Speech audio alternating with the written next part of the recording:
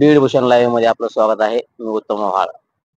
बार्शी नाका कृती समिती ही रेल्वे बस थांबासाठी नेमण्यात आलेली होती. त्या रेल्वे बस थांबासाठी कृती समितीने पालकमंत्री, मुख्यमंत्री, केंद्रीय रेल्वे मंत्री यांना निवेदन देऊन समजा पाठपुरावा केला आहे व या पाठपुराव्याला यश आलं आहे.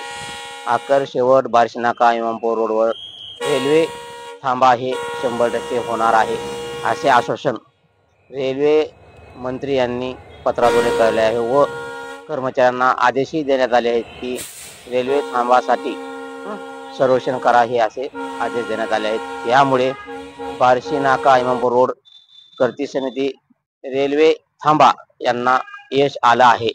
हे यश आल्यामुळे बार्शी नाका परिसरातील नागरिक आनंदित झाले आहेत.